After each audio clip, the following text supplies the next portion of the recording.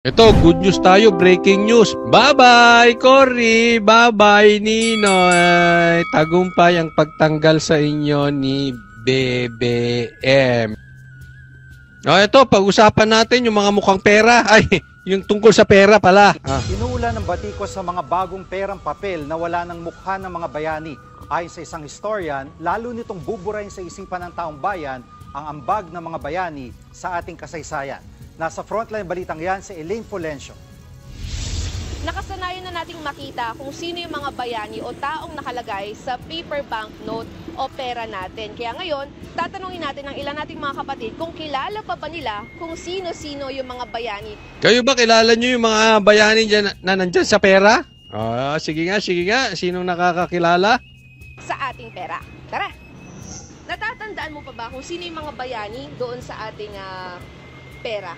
Sa 500 lang po, Sino po? si Ninoy Aquino. Yun lang po. Ako, yun lang din naalala ko kasi yun na yung inabot ko.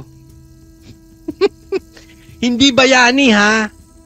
Dating presidente lang, tsaka dating senador.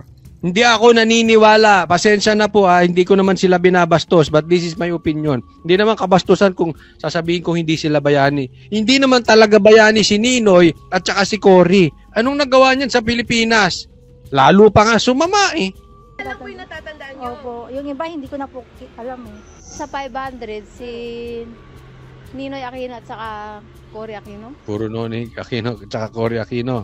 Manuel Rojas. Sa 2010. 20. Mula sa mga dating prominenteng tao sa Pilipinas, mga hayop at halaman na ang bagong mukha ng perang papel. Ang bagong 500 piso, pinalitan ng Visayas Spotted Deer at Orchid mula sa... Sino mo, 500 si Ninoy at si Cory, itong mag-asawa na Aquino, pinalitan ng animal, ng hayop, pambihira. Oh. Nako, mukhang may, alam mo sa tingin ko may halong politika ito. Alam naman din natin na talagang itong si Ninoy ay kalaban ng Marcos Sr. At itong si Cory ang nagpatanggal at naging kasangkapan para matanggal si Marcos Sr. Yan yung EDSA 1, yan ang ipinalit sa tatay niya. Itong si Cory. So ngayon, dahil pinalitan yon tatay ko, palitan ko kayo ng hayop sa pera. Ganon. Ganon ang datingan di ba? May sinasabi pa nga si BP Sara yung pumatay kay Ninoy hindi masyado maliwanag pero namatay. Ito si Ninoy, naalala nyo sa airport nung binaril? Kasagsaga ng power nung tatay mo, si Senior. Marcos Senior. Di ba? Parang di umano ang pinagbibintangan pa ni Sara pumatay doon ay si Marcos Senior. Yun ang pagkakaintindi ko sa speech ni BP Sara At yung asawa naman ang pumalit sa tatay bilang presidente. Gano'n na. Tapos palitan ng hayop. Sana ito hindi talaga walang katotohanan nito. Pero parang nangangamoy politika. Even doon sa print ng pera, parang di umano. Ang mga pinag-uusapan dyan may halong politika. Sa mga mukha ni na dating Pangulong Cory Aquino at dating Senador Ninoy Aquino. Ang 100 piso, ginawang Palawan Peacock Pheasant mula sa... Yan yung Palawan na yan, peacock na yan. Ilang beses, nakakita na ako niyan sa personal ilang beses. Maganda yan, maganda. Mukha ni dating Pangulong Manuel Rojas. Visayan Leopard Cut naman ang design sa 50 na Ayun, nakita mo? Politika na. Politika. Alam nyo bakit? Inuunti-unti na. Tingnan mo pinalit sa 50. Kuting. Kuting. Ano ba ito? Di ba kuting to? Kita mo, sabi ko sa inyo ilalagay nila yung pagmumukha nila dyan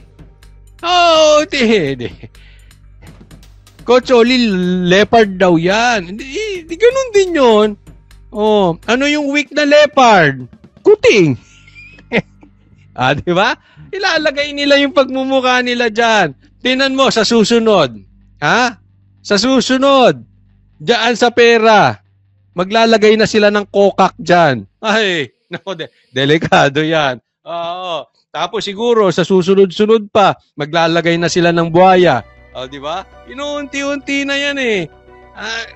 Magkakaroon sila ng family portrait dyan. Kuting, kokak, at saka buhaya. Nako, pabira. Nadali na. Pati pera, pinulitikan nyo, mga... Grabe. Oy mukha ni dating Pangulong Serios Menya.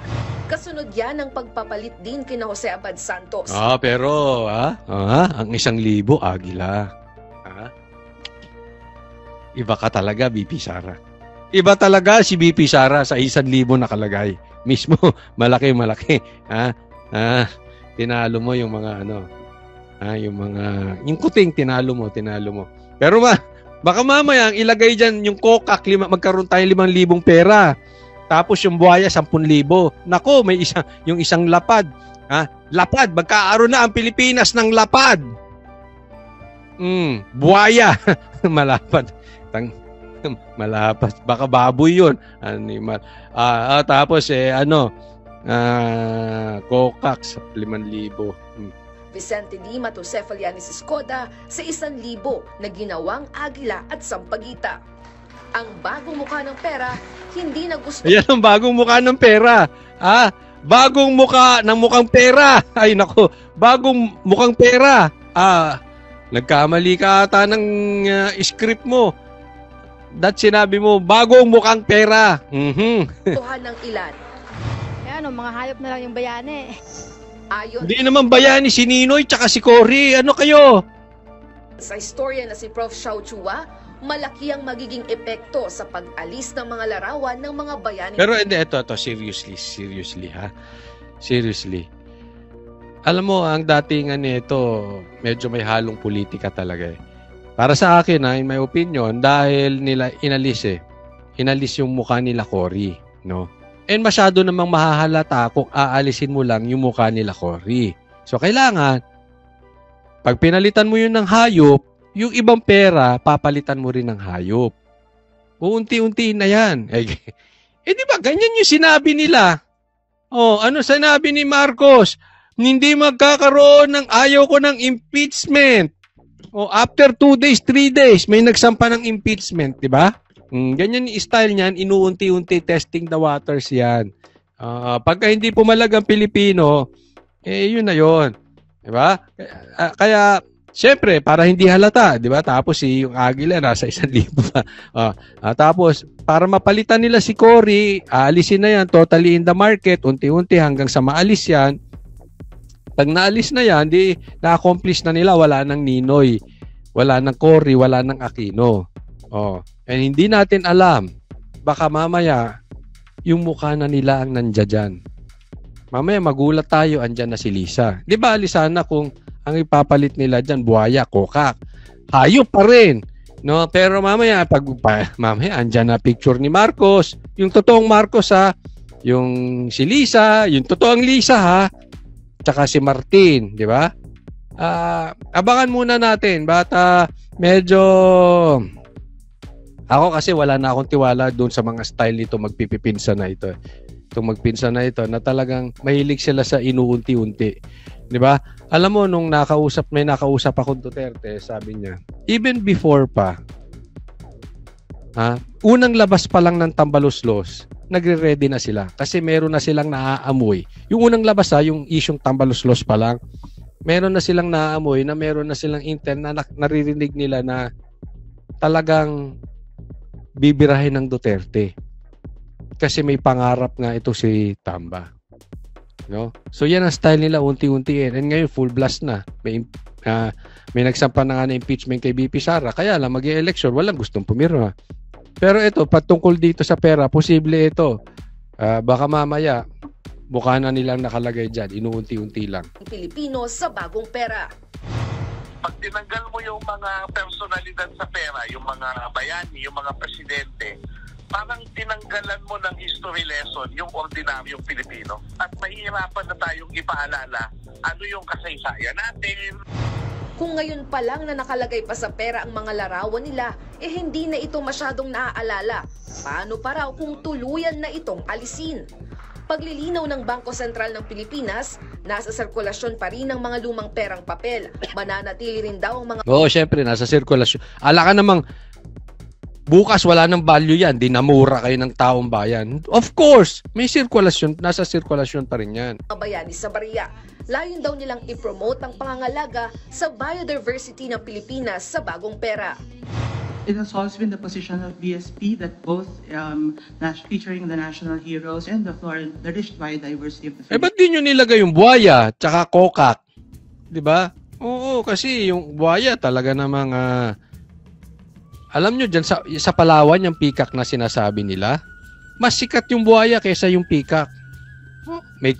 May crocodile sisig nga sa Palawan eh. Oo. Lagyan nyo na rin ng bayawak. Ay, ng bayawak. Marami rin bayawak doon. At saka buhaya. Tsaka kokak na rin. These two, our flora and fauna, are both equally important and deserves to be recognized and for public awareness. Sa susunod na linggo, ilalabas ang bagong pera sa Metro Manila, habang sa susunod na taon ito ilalabas sa ibang rehiyon. Nagbabalit